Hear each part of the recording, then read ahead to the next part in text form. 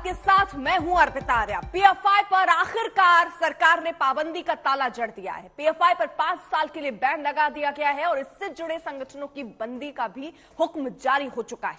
गृह मंत्रालय ने सबूतों के आधार पर पूरी तफ्तीश के बाद साजिश पर चोट का सबसे बड़ा कदम उठाया है। पीएफआई और उससे जुड़े 8 संगठनों पर पाबंदी लगाई गई है। पीएफआई को देश विरोधी हरकतों के साथ साथ विदेशों से लिंक में भी हाथ उनका बताया गया है। हर किसी ने पीएफआई पर बैन का स्वागत किया, लेकिन कांग्रेस को अब संघ याद आ गया। कांग्रेस नेताओं की मांग है कि संघ पर बैन लगाया जाए। उधर पीएफआई से जुड़े दफ्तरों पर सुरक्षा कड़ी कर दी गई। दिल्ली के शाहीन बाग में सुरक्षा बल तैनात है और ये तैनाती पहले से ही धारा 144 भी लागू किया गया था। याद होगा आपको, शाहीन बाग का इलाका जहां पर लोग सड़कों पर उतरकर प्रदर्शन ना करें। आपको बता दें, पीएफआई से जुड़े 8 अन्य संगठनों को भी बैन किया गया। अब तक का सबसे बड़ा एक्शन, छापेमारी, गिरफ्तारियां और उसके बाद इकट्ठा किए गए सारे दस्तावेज, सबूत, ये जो लैपटॉप या इलेक्ट्रॉनिक गैजेट्स थे उनको भी एजेंसियों ने अपने पास रखा है ताकि जब कोर्ट में ये पूरा मामला जाए तो उनके पास सबूत हो और सबूत कोर्ट के सामने रखकर फिलहाल अभी 5 साल का बैन पीएफआई पर लगाया गया है। तो साजिश पर करारा प्रहार, पीएफआई पर बैन लगाया गया है। 5 साल का 8 और संगठन जिसकी पाबंदी की गई है। गृह मंत्रालय इसमें दिख रहा है सीधे तौर पर सख्त नजर आ रहा है। टेरर लिंक के सबूत मिले हैं। 8 सहयोगी संगठनों पर भी प्रतिबंध लगा है। सरकार ने कहा है कि इनकी गतिविधियां देश की सुरक्षा को खतरा है। जो और संगठन हैं जिन पर बैन लगा है उसमें आरआईएफ, सीएफआई, एए, एआईआईसी, एनसीएचआरओ, ये तमाम संगठन जो पीएफआई के साथ साथ बैन किए गए हैं। सरकार ने इसके पीछे की वजह भी बताई है कि पीएफआई और इससे जुड़े संगठन गैर कानूनी गतिविधियों को अंजाम दे रहे थे और ये गतिविधियां देश की सुरक्षा और अखंडता के लिए खतरा है। देखिए, पिछले काफ़ी दिनों से पीएफआई को लेकर सुरक्षा एजेंसियों ने छापेमारी की और उनके लोगों को गिरफ्तार किया और उन पे जो बाकायदा तौर पर एलिगेशन लगा है, आज गृह मंत्रालय ने जो नोटिफिकेशन जारी किया है उसमें 4 पॉइंट बताया है और बाकायदा तौर पर वो पॉइंट्स ऐसे हैं कि वो देश की सुरक्षा से उनका ताल्लुक है। कोई भी तंजीम हो, कोई भी ऑर्गेनाइजेशन हो और किसी भी ऑर्गेनाइजेशन का वो मेंबर हो, उसके अगर वो देश के खिलाफ, समाज के खिलाफ, मुल्क के खिलाफ कोई स्ट्रैटेजी कोई बनाता है तो उसके खिलाफ एक्शन होना चाहिए। ये अभी कुछ ही दिनों से जब से बीजेपी गवर्नमेंट आगे आई हैं और ये सत्ता में आई हैं, तब से पॉपुलर फ्रंट बड़ा पॉपुलर हुआ है। उससे पहले तो हम इसको जानते भी नहीं थे ये कौन है। बहरहाल अब जो भी है, जो पीएफआई है, तो ये हो सकता है गवर्नमेंट की कोई साजिश हो। भारत की सरजमीन पर आतंकवाद कभी भी पनप नहीं सकता है, क्योंकि ये सूफियों की सरजमीन है। सूफी विचारधारा के लोग यहाँ पे रहते हैं, इसलिए ये भारत की सरजमीन कट्टरपंथी विचारधारा की सरजमीन नहीं है और न यहाँ कभी भी ऐसी विचारधारा पनप सकती है। PFI is a avatar of SIMI, KFD and PFI. They were involved in anti-national activity. They were involved in a lot of violences. PFI की असामाजिक गैर कानूनी गतिविधियां लगातार जारी थीं। सरकार के जो विभिन्न जांच एजेंसियां हैं लगातार उनकी पड़ताल कर रही थीं, लगातार गिरफ्तारी हो रही थी, लेकिन जो तथ्य प्रकाश में आए हैं, विभिन्न दस्तावेज मिले हैं, उन आधार पर गृह मंत्रालय ने, आदरणीय गृह मंत्री जी ने निर्णय लिया है। पूरे प्रदेश के लोगों ने, देश के लोगों ने सराहना की है। प्रातःकाल से ही बड़ी संख्या में लोग आ रहे हैं, फोन कॉल्स आ रहे हैं कि केंद्रीय गृह मंत्री अमित शाह जी ने बहुत अच्छा निर्णय लिया है और पूरे प्रदेश की जनता की तरफ से और देश के सभी लोगों की तरफ से आदरणीय गृह मंत्री जी का बहुत बहुत आभार प्रकट। देश विरोधी गतिविधियों का हिस्सा कोई भी होगा, उसके खिलाफ कड़ी से कड़ी कार्रवाई होनी चाहिए और जो देश विरोधी गतिविधियों का हिस्सा है उनको अगर ये नहीं जानकारी है कि यह माननीय नरेंद्र मोदी जी के नेतृत्व वाला नया भारत है, यहाँ देश के खिलाफ साजिश करोगे तो भी कुछ ले जाओगे, देश में हिंसा फैलाओगे तो भी रोके जाओगे और देश के दुश्मनों की आज्ञा लेकर के और देश के विरुद्ध साजिश करके और देश को दहलाने की, देश में हिंसा फैलाने की, देश में का माहौल ख़राब करने की अगर कोशिश की जाएगी तो उसका जवाब निश्चित तौर से मिलना चाहिए। मैं पीएफआई पर जो प्रतिबंध लगाया गया है इसका स्वागत करता हूं। तो जहां कई मुस्लिम गुरु हैं जो ये कह रहे हैं कि बैन लगना सही है, कुछ कह रहे हैं कि गलत है, मुस्लिमों को टारगेट किया जा रहा है, बीजेपी की तरफ से इसे एक बड़ा कदम बताया जा रहा है, वहीं कांग्रेस का सीधे तौर पर कहना है कि अगर कार्रवाई होनी है तो आरएसएस पर भी बैन लगाइए। यानी कांग्रेस के एक सांसद हैं, वो आरएसएस पर बैन की मांग कर रहे हैं और कह रहे हैं कि अगर ऐसे संगठनों पर बैन लगाने की बात चल ही रही है तो क्यों ना आरएसएस पर भी बैन लगाया जाए। पीएफआई बैन पर केरल से सांसद हैं के सुरेश, उनका बड़ा बयान सामने आया है कि देश में सांप्रदायिक नफरत फैला रहा है आरएसएस और इसलिए आरएसएस पर भी बैन लगाइए। अगर आप पीएफआई पर प्रतिबंध लगा रहे हैं तो आप आरएसएस पर भी लगाइए, क्योंकि सिर्फ पीएफआई पर बैन लगाकर कोई हल नहीं निकलने वाला, कोई समाधान नहीं निकलने वाला। तो ये कांग्रेस के सांसद साहब हैं जो ये बात कह रहे हैं। We are demanding RSS also banned. PFI is ban is not a remedy. So the majority terrorists, what can I say? The RSS also highlighting these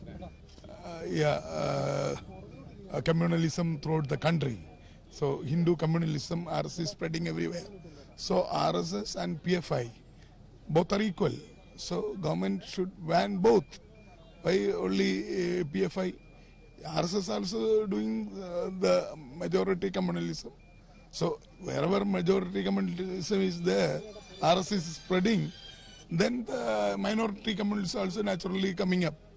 So ultimately both communalism is dangerous. Majority communalism and minority communalism is dangerous for the country. So that's why government of India should ban both. Otherwise no result. तो कुछ खास सहयोगी इस वक्त हमारे साथ जुड़ चुके हैं। श्री भी हमारे साथ, हमारे सहयोगी तिरुवनंतपुरम से जुड़ चुकी हैं और अक्षयनाथ चेन्नई से हमारे साथ मौजूद है। श्री भी, जिस तरीके से छापेमारी हुई, गिरफ्तारियां हुई, संभावना प्रबल हो गई थी कि जल्द से जल्द बैन लग सकता है और लीजिए बैन लग भी चुका है, लेकिन इसको लेकर विरोध प्रदर्शन भी हो रहे हैं और अब आरएसएस को बैन करने की भी बात कही जा रही है।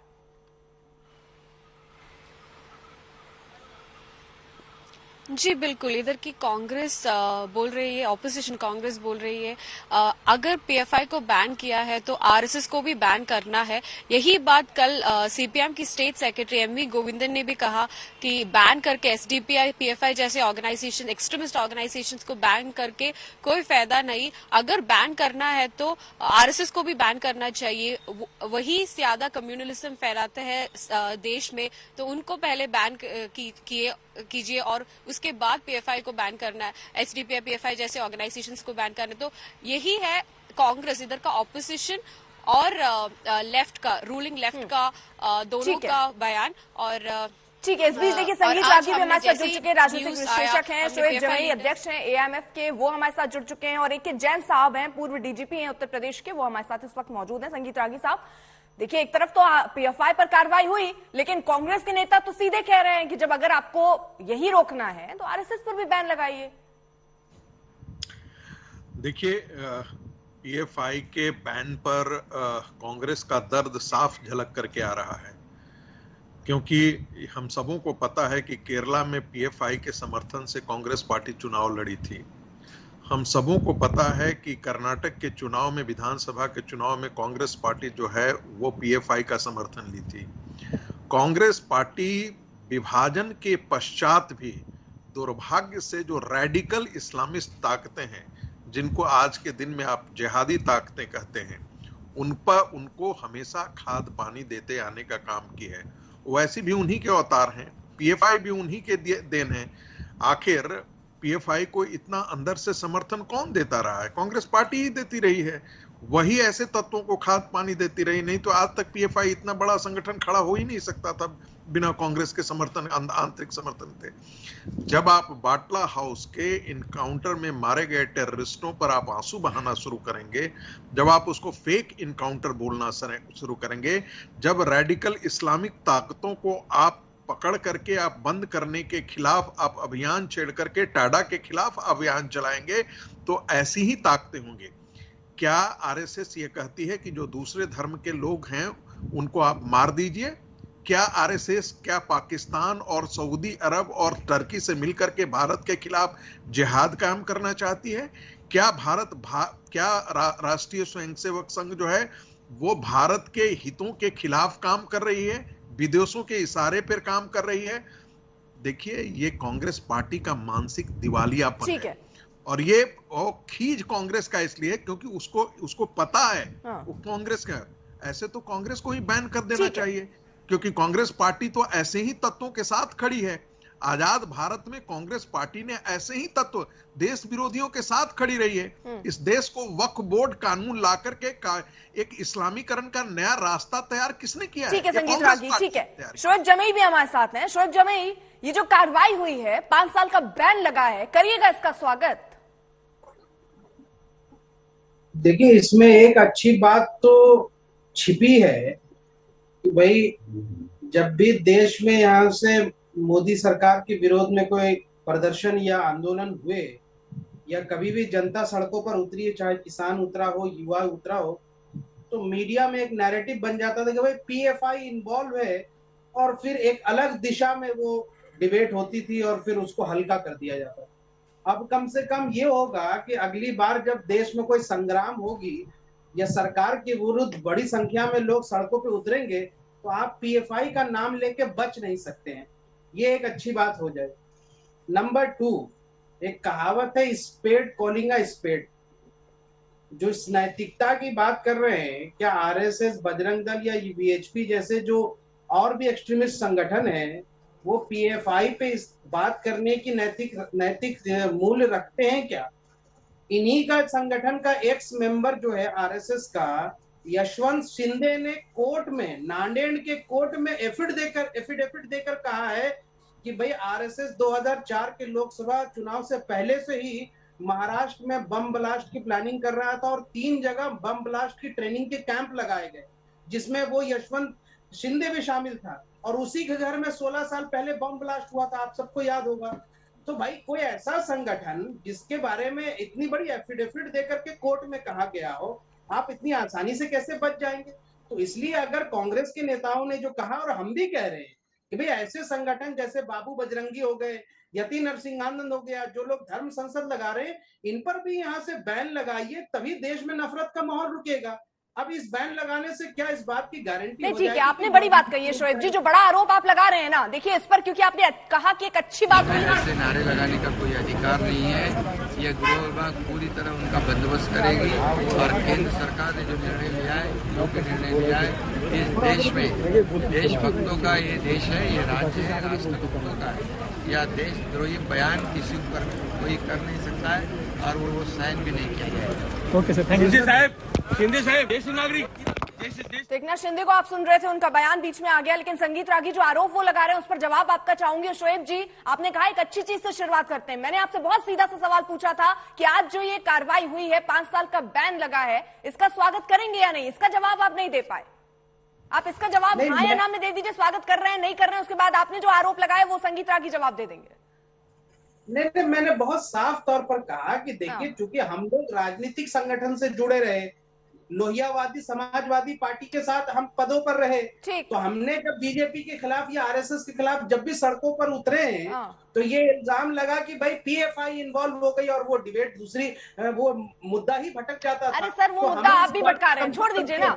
अब आपने कहा ये अच्छी बात होगी, बता दिया, समझ गए हम, लेकिन आप इसका स्वागत कर रहे हैं क्या कि ये कार्रवाई अच्छी हुई? अगर कोई भी ऐसे लिप्त पाया जाएगा जो देश विरोधी हरकतें कर रहा है, पैसे लाकर भारत को तोड़ने की कोशिश कर रहा है, तो होनी चाहिए उस पर कार्रवाई, आज कहेंगे आप ये? नहीं, बिल्कुल। देखिए, आरएसएस पर पहले भी यहाँ से बैन। अरे आरएसएस की बात नहीं है सर, सुनाई शायद आपको कम दे रहा है। मैं पीएफआई बोल रही हूँ, आप आरएसएस बोल रहे हैं, मैं पीएफआई पर पूछ रही हूँ। बैन तो अभी पीएफआई पर लगा है ना सर? अब तो सरकार ने बैन लगा दिया है। हाँ, तो स्वागत कर रहे हैं आप। शोएब जमई और उनकी पार्टी क्या कहती है सर? मैं ये जानना चाह रही हूँ।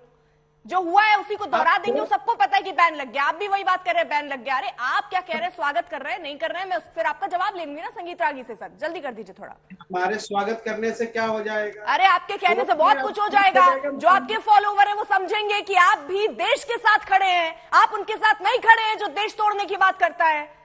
ये बहुत बड़ा मैसेजिंग है सर। आप एक बार स्वागत तो कीजिए सर, फिर देखिए कैसे परिस्थितियां बदलती हैं सर। किसी भी चीज की शुरुआत एक छोटे से कदम से करिए, वो कदम बढ़ाइए आप और कीजिए स्वागत।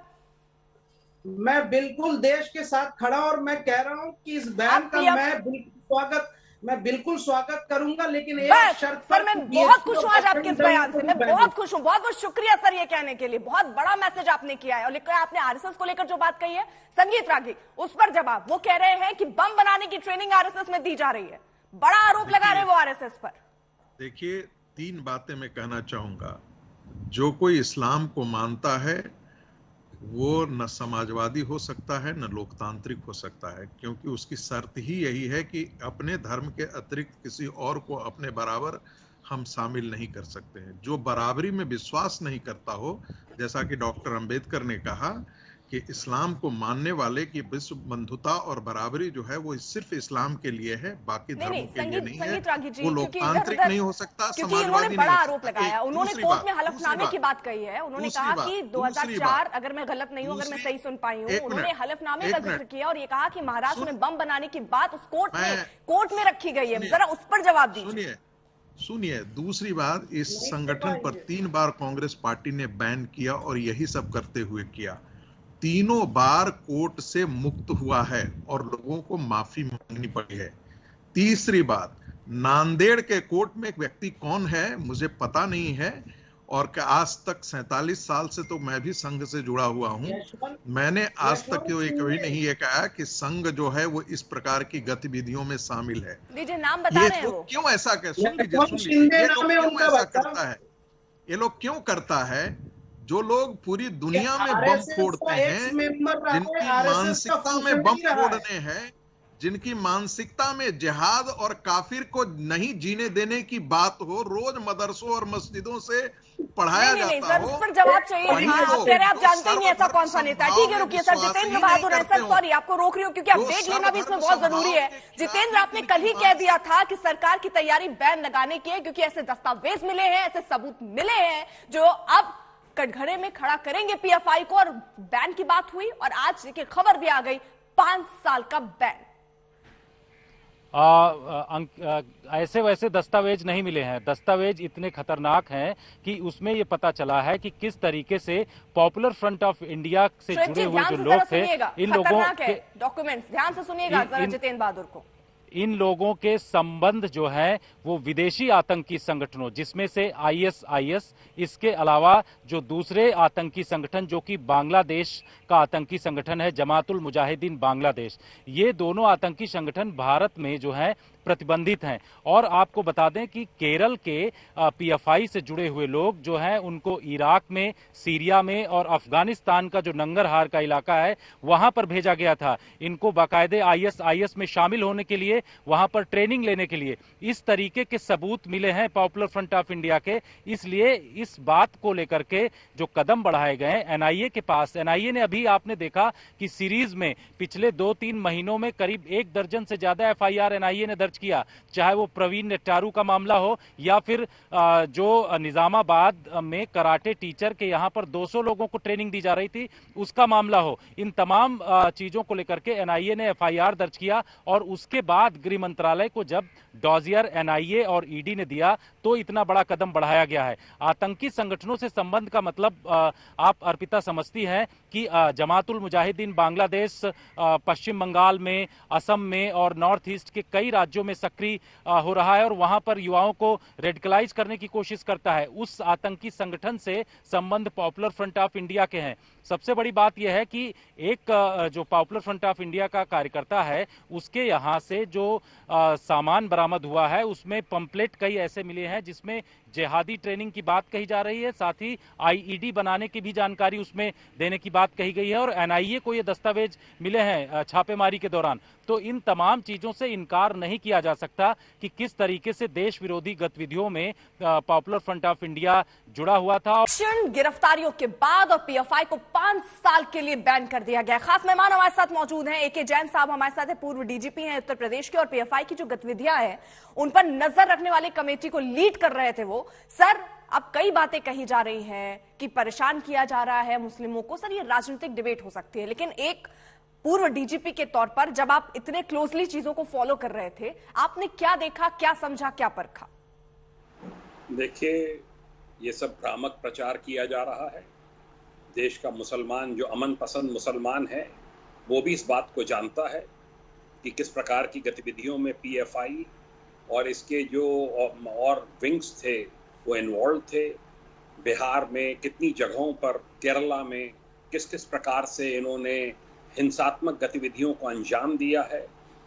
यूथ को रेडिकलाइज कर रहे थे, बाहर से फंडिंग मंगाकर उनको जो है विध्वंसक गतिविधियों में, ट्रेनिंग कैंप्स में लगा रहे थे, परेड्स ऑर्गेनाइज कर रहे थे। ये सब चीजें जो हैं किसी से छुपी हुई नहीं है। बहुत सही कदम लिया गया है। उत्तर प्रदेश सरकार ने एनआरसी के जो राइट्स थे लखनऊ के और अन्य जगहों के, उसके बाद ही रिकमेंड कर दिया था, पूरी तफ्तीश करके, जांच करके कि पीएफआई का इसमें इन्वॉल्वमेंट है। कड़ी कार्रवाई जो की गई है, इसका स्वागत किया जा रहा है, पूरे देश में स्वागत हो रहा है। और अभी ये प्रेशर ऐसे जितने भी ऑर्गेनाइजेशंस हैं उन सब के ऊपर बनाया जाना चाहिए जो कि देश विरोधी ताकतों को मजबूत कर रहे हैं, देश में विध्वंसक कार्रवाइयों को बढ़ावा दे रहे हैं, यूथ को हमारे रेडिकलाइज कर रहे हैं। ये बड़े गलत रास्ते पे थे और सही कार्रवाई की गई है और अभी क्रैकडाउन लंबे समय तक इनके खिलाफ चलाना होगा। पीएफआई पर आखिरकार सरकार ने पाबंदी का ताला जड़ दिया है। पीएफआई पर 5 साल के लिए बैन लगा दिया गया और इससे जुड़े संगठनों की बंदी का भी हुक्म जारी हो चुका है। और इस बीच नरोत्तम मिश्रा का बयान आ रहा है, वो ये कह रहे हैं कि ऐसे संगठनों पर बैन लगाना जरूरी है। तो पीएफआई बैन पर बोले एमपी के गृह मंत्री नरोत्तम मिश्रा। वो कह रहे हैं ऐसे लोगों का फंड कुचलना जरूरी है ताकि ये देश विरोधी गतिविधियां ना करें। ऐसे लोगों को खोद कर निकालेंगे। नरोत्तम मिश्रा का ये बयान सामने आ रहा है पीएफआई प्रतिबंध पर। केंद्र सरकार के गृह मंत्रालय ने पीएफआई पर अगले 5 सालों के लिए बैन लगा दिया है। देश की सबसे बड़ी खबर है और इस पर प्रतिक्रिया देने के लिए हमारे साथ इस वक्त मौजूद है मध्य प्रदेश के गृह मंत्री डॉक्टर नरोत्तम मिश्रा, क्योंकि मध्य प्रदेश वो राज्य है जहां पे बीते एक हफ्ते में 25 लोगों को गिरफ्तार किया गया है पीएफआई के। तो इस कदम को कैसे देखते हैं आप? स्वागत योग्य कदम है केंद्र सरकार का। माननीय प्रधानमंत्री जी, माननीय अमित शाह जी का आभार कि जिन्होंने राष्ट्र विरोधी गतिविधियों में संलग्न पीएफआई संगठन पर प्रतिबंध लगाया। ऐसे संगठनों पर प्रतिबंध लगाया जो हत्या जैसे जघन्य अपराधों पर देश में चिन्हित किए गए, चाहे केरल की बात करें हम, चाहे हम बात उड़ीसा की करें, कर्नाटक की करें, कई प्रांतों में इनके सबूत मिले हैं। इनके आईएसआई से भी जुड़े होने के प्रमाण और सबूत मिले हैं। ये सब बातें गजट नोटिफिकेशन में हैं और इसलिए इस पर प्रतिबंध लगाना देश के लिए स्वागत योग्य कदम है। एनआईए की जांच में यह भी सामने आया था सर कि गजवाए हिंद की तरफ ये सब बढ़ रहे थे, इस्लामिक राष्ट्र इसे बनाना चाहते थे। कल्पनाएं कोई भी कर सकता है। जहां मोदी जी की सरकार होगी, अमित शाह जी जैसे गृह मंत्री होंगे, वहां कानून का राज होगा और ये सब काल्पनिक चीजें हैं, लेकिन गैर कानूनी गतिविधि किसी को नहीं करने देंगे। एक बात जो देखने में आई थी सर कि ये वो राज्य है जहां पे सिमी बहुत ज्यादा सक्रिय होता था। सिमी पूरी तरीके से यहाँ खत्म हुआ, लेकिन ज्यादातर सिमी के ही सदस्य जो हैं वो इसके फाउंडिंग मेंबर्स के तौर पे भी देखे गए पीएफआई। देखिए, ये जैसे सिमी इतिहास की वस्तु बन गया है, जैसे पीएफआई इतिहास की वस्तु बनेगा। ये जो रात में सर्जिकल स्ट्राइक की है ना देश के अंदर आंतरिक सुरक्षा की, जैसे पहले पाकिस्तान में आतंकवादियों के खिलाफ एयर स्ट्राइक और सर्जिकल स्ट्राइक हुई थी, वैसे ही माननीय अमित शाह जी ने हिंदुस्तान के अंदर कई प्रदेशों में ये आंतरिक सर्जिकल स्ट्राइक की और सारे प्याज के छिलकों की तरह उतरते चले गए, सारे चेहरे बेनकाब हो गए। लेकिन यहाँ पे अगर हम बात करें तो ये तो एक विचारधारा भी है। आपको लगता नहीं सिमी बैन हुआ तो पीएफआई आ गया, पीएफआई पे बैन लगेगा तो ऐसे नहीं कोई दूसरा संगठन सर उठा लेगा? उसको भी कुचल देंगे, बचेगा कोई नहीं। राष्ट्र विरोधी गतिविधि में कोई भी संलग्न पाया जाएगा, किसी को नहीं छोड़ेंगे। लेकिन सर श्योपुर में एनआईए की जांच में एक बड़ा खुलासा हुआ है कि श्योपुर को ये एक बड़ा सेंटर बनाना चाहते थे और अगले कई सालों के लिए वो श्योपुर को अपनी गतिविधियों का प्रमुख केंद्र बनाना चाह रहे थे अपने हेडक्वार्टर के तौर पर। तो अब आपको इसे कैसे, क्योंकि अब हम देखते हैं तो सिमी तो मालवा निमाड़ में ज्यादा सक्रिय था, लेकिन ये तो श्योपुर तक चले गए। ये कहीं तक नहीं जा पाएंगे, ये लौट के घर जाएंगे, कोई नहीं बचेगा। न कहीं ये सेंटर बना पाएंगे, न केंद्र खोल पाएंगे देश के अंदर। प्रधानमंत्री मोदी जी विराजमान है, एक वैश्विक नेता बैठा है, दूरदृष्टि वाला। तो सर यहाँ पे ये जो अलर्ट आज इस बैन के बाद मध्य प्रदेश पुलिस कितनी सतर्क है? क्या आपकी तरफ से कोई अलर्ट या आदेश जारी किए गए हैं? पूरी सतर्क है, पूरे आदेश जारी किए गए हैं। इनकी स्लीपर सेल तक की जांच करना है। जितनी स्लीपर सेल होंगी उनको भी नहीं छोड़ेंगे, उनको भी पकड़ेंगे। इसमें शक है सर आपको? ये तो गंभीर आरोप है, आप गृह मंत्री हैं। Sleeper cell? हाँ, गंभीर आरोप लगा रहा हूं मैं कि जांच के अंदर जितने भी इनकी स्लीपर सेलें आती जाएंगी, जो 25 लोग हिरासत में पूछताछ में जो निकलते जाएंगे, सब पर कार्रवाई करेंगे। दिग्विजय सिंह जो हैं उन्होंने 2 दिन पहले ये बयान दिया था कि आप लोग पीएफआई पे इन सब पे तो कार्रवाई करते हैं, लेकिन बैन अगर पीएफआई पे लगता है तो आरएसएस और वीएचपी पे भी बैन लगना चाहिए। जैसे हम गर्व से कह सकते हैं कि हम आरएसएस के सदस्य हैं, क्या दिग्विजय सिंह कह सकते हैं वो पीएफआई के सदस्य हैं? वो तो कांग्रेस में सर। जितेंद्र बहादुर हमारे साथ, हमारे सहयोगी इस वक्त जुड़े हुए और खास मेहमान भी हमारे साथ हैं। जितेंद्र, सबसे पहले देखिए, नरोत्तम मिश्रा कार्रवाई की बात कर रहे हैं कि कार्रवाई हुई, जो कार्रवाई सही हुई, लेकिन वो स्लीपर सेल की भी बात कर रहे हैं और कह रहे हैं कि बहुत कुछ सामने आया है। बिल्कुल अर्पिता, बहुत कुछ सामने आ चुका है, क्योंकि जो 2 राउंड की छापेमारी अलग अलग एजेंसियों की तरफ से किया गया है, उसमें ऐसी चौंकाने वाली चीजें सामने आई हैं जिसको लगातार एजेंसियां अपने डॉजियर में उसको इकट्ठा कर रही हैं। जिन दूसरे राउंड में जिन 250 से ज्यादा लोगों को गिरफ्तार और हिरासत में किया गया, उनके पास से भी कई ऐसी चौंकाने वाली चीजें सामने मिली हैं जिसका खुलासा अब एजेंसियां करेंगी। सबसे बड़ी बात ये है, जितेंद्र, मैं आपको जरा रोक रही हूँ क्योंकि बड़े पॉइंट के तरीके से समझना चाह रहे हैं, क्योंकि हम देखिए एक तरफ आपको ये भी दिखा रहे हैं कि क्या क्या मिला है वहां, जिन घरों में छापेमारी हुई, जहां से लोगों को हिरासत में लिया गया, वो भी देखिए हम दिखा रहे हैं। और जितेंद्र, जरा आप बताइए क्या क्या रिलीज हुआ है, यानी क्या क्या सामने बताया गया है कि ये चीजें मिली हैं। आपका जरा रुख करें, अब्दुल बशीर हमारे साथ जुड़ चुके हैं हैदराबाद से। अब्दुल बशीर, जरा बताइए किस तरीके से ये जो एक्शन हुआ उसमें क्या क्या चीजें ऐसी मिली, कौन कौन से ऐसे सबूत मिले जिनके बिना पर, जिनके आधार पर बैन लगाना पड़ा है पीएफआई पर? देखिए, जो बीन्स जो इस नेशनल इन्वेस्टिगेटिव एजेंसी की तरफ से आया था, वो लगभग 4 जुलाई को जब निजामाबाद में तेलंगाना स्टेट पुलिस ने 4 लोगों को गिरफ्तार किया, हिरासत में लिया। ये पीएफआई एक्टिविस्ट थे जिनके लोकेशन से, जिनके घर से कई सारे इंक्रिमिनेटिंग मटेरियल्स, जो जैसे हम कह सकते हैं कि भारत के खिलाफ काम करने के लिए, देश के हित में, देश की पीस एंड हार्मोनी को डिस्टर्ब करने के लिए जो डॉक्यूमेंट्स थे वो बरामद हुए अब्दुल खादर के घर से, जो एक कराटे मास्टर है। और साथ में इस डॉक्यूमेंट्स के साथ में कई सारे ऐसे मटेरियल्स मिले, जैसे स्टिक्स हो, जो यूजुअली जो फिजिकल एक्सरसाइज के लिए किया गया था, खास करके एक सामाजिक तत्व को। अनिल विज कुछ कह रहे हैं, रोक रही हूं आपको, जरा सुन लेते हैं क्या कह रहे हैं वो। भारतवासी उनके साथ है। तो अब हर कोई स्वागत कर रहा है कि अगर कोई भी ऐसा संगठन जिसके लिंक टेरर से जुड़े हुए हों, टेरर फंडिंग हो रही हो, ऐसे दस्तावेज वहां से मिले हों, ऐसे सबूत मिले हों, तो उन पर कार्रवाई होनी चाहिए और कई लोग इसका स्वागत भी कर रहे हैं। अब्दुल, आप अपनी बात कंप्लीट कीजिए।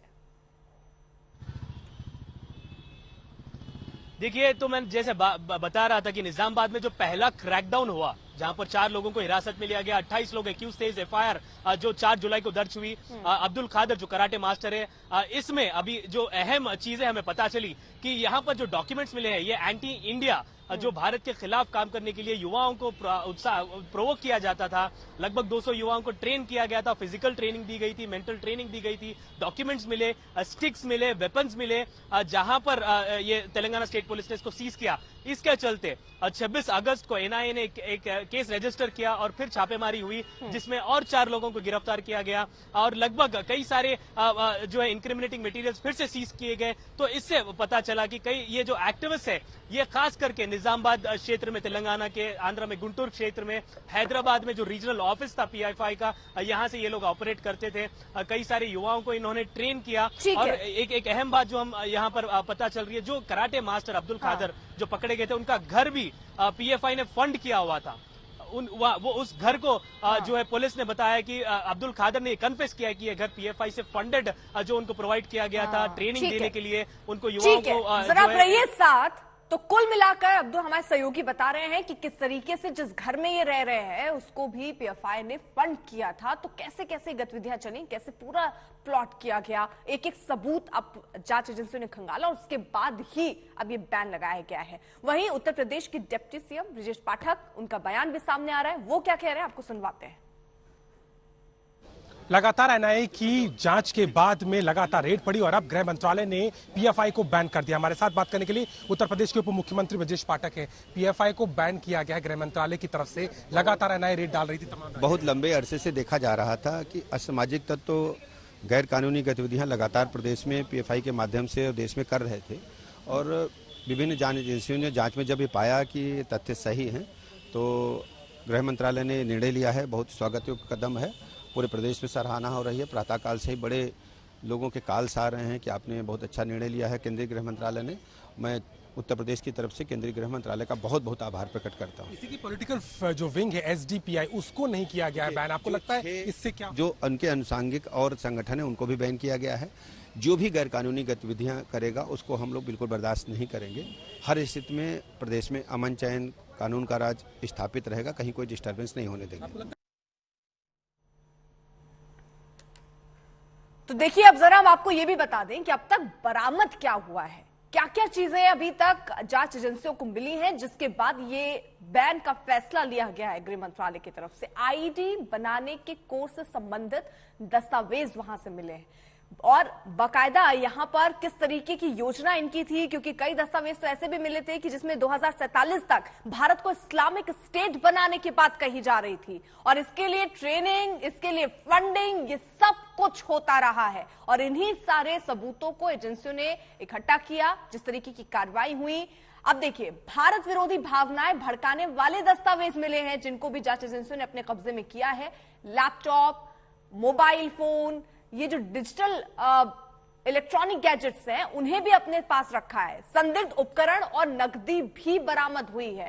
हिमांशु मिश्रा हमारे साथ, हमारे सहयोगी इस वक्त शाहीन बाग में मौजूद हैं। हिमांशु, यानी हम देखिए साथ साथ ये भी दिखा रहे हैं कि अब तक क्या क्या बरामद हुआ, क्योंकि आसान नहीं है। सारी तैयारियां यहाँ गृह मंत्रालय की तरफ से, एजेंसियों की तरफ से भी कर लेनी चाहिए थी कि सारे सबूत हो, क्योंकि कोर्ट के सामने रखने होंगे अगर कोई याचिका डालता है या कोई ऐसी स्थिति आगे बनती है तो कुल मिलाकर जो जो चीजें अभी तक एजेंसियों की तरफ से बताई गई हैं, कुछ तस्वीरें हम भी दिखा रहे हैं, इसमें अगर आप कुछ ऐड करना चाहें कि और क्या ऐसे दस्तावेज मिले हैं जिसकी वजह से ये बड़ा फैसला लिया गया।